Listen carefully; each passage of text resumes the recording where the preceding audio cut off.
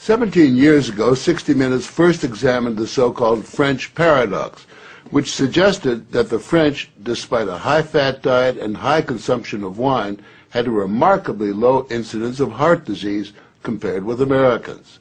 Most researchers agreed that there was something in the wine that offered protection. And a few years later, even the highly cautious federal dietary guidelines say that moderate consumption of red wine can be beneficial. Now, scientists across the country have identified a substance in red wine called Resveratrol that they believe might do more than just protect the heart, but could, in very high concentrations, significantly extend life by preventing a number of age-related illnesses. If they're right, we all may soon be taking a pill that could give us an extra decade or two of healthy old age. If the promise holds true, I think this has the chance to change healthcare. Dr. Christoph Westphal says we all may soon be taking a drug that just might beat the clock, a simple pill that could delay the inevitable.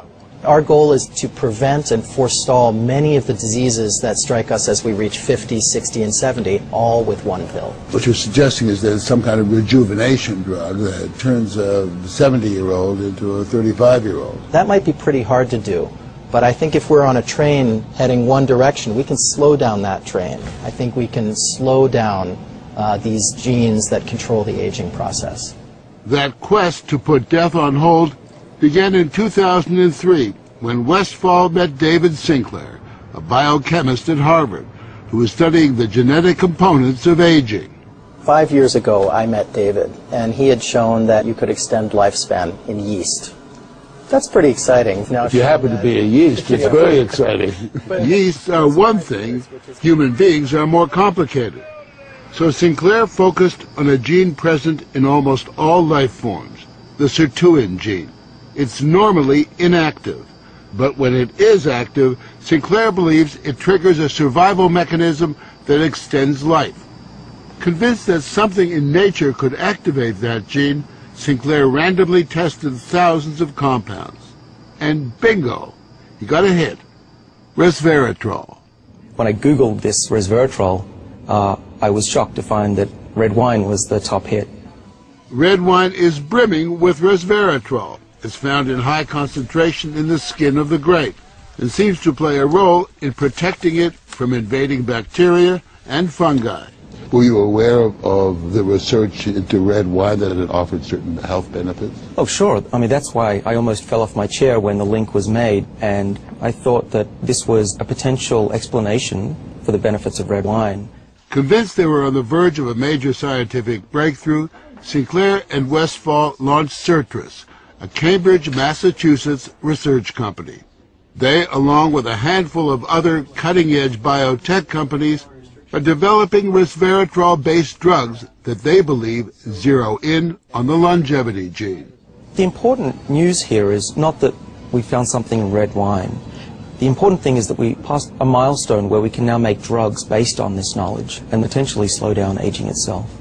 Everyone from plastic surgeons to your friendly snake oil salesman have been promising a ticket to eternal youth for some time. So the prospect of a prescription pill based on red wine that could trigger a longevity gene sounds too good to be true.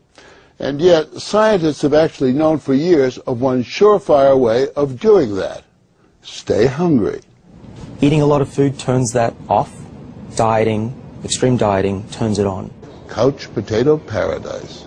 We have a pill that can mimic many of the effects of calorie restriction or exercise. So one could be very healthy and obese at the same time. Our goal is healthy individuals, ideally via lifestyle, and if that doesn't work, we believe that we'll have a pill that can mimic that. A pill that in effect diets for you. A pill that turns on the survival gene. And what we're trying to do with our drugs here is to put the body in a defensive state, to ring the alarm bells and get the body to defend itself, instead of dieting to set the alarm off, pop a pill. The pill is a highly concentrated form of resveratrol, a virtual vineyard of healthy living. How much red wine would you have to drink to get the kind of resveratrol that you're using? The sad news is that you'd need to drink about 1,000 bottles a day of red wine, which I don't recommend. The pill itself may not extend lifespan, but could prevent the diseases of aging, Alzheimer's, diabetes, heart disease, even cancer. What we're talking about is activating the body's natural genetic defenses against diseases, and that's very powerful if we can harness that. Resveratrol has been tested on mice, and the results have been encouraging. In this test video provided by Citrus, both of the mice have been fed a high-fat diet for 12 weeks. But when placed on a treadmill, the mouse on the right ran twice as far. He was taking high concentrations of resveratrol.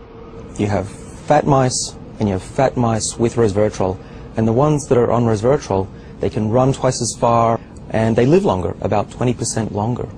Other studies showed that among mice fed a high-fat diet, those given resveratrol didn't gain as much weight as those not given the drug. Sinclair believes that resveratrol actually changes the physiology of the mice. The proof, he says, is in the post-mortem. Their organs looked pristine, youthful, fat-free, and their physiology was just like they were dieting, but they were fat. Convinced they were on the right path, they fast-tracked the drug into human trials on people with untreated diabetes, and the results were impressive. It significantly lowered glucose and insulin levels without the patients changing their diet or taking any other drugs.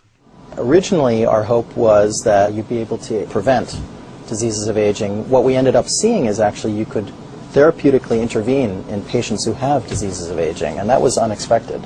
Yeah, the diabetic patients have high blood sugar, and the molecules bring it down. That's treatment, that's not prevention.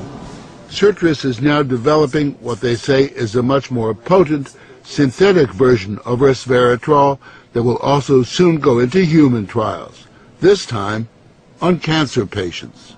I keep on thinking, you know, what used to seem like it was science fiction, I actually believe the biology is right, and if we're right, this may be the most important thing that we're going to do in our lives. Possibly, but it is important to remember that 9 out of 10 drugs that look good in mice ultimately fail in human trials. Still, the speed and results generated by Citrus and the resveratrol drugs are unusual, and Sinclair believes these drugs will not only keep people living longer, but will keep them healthy longer.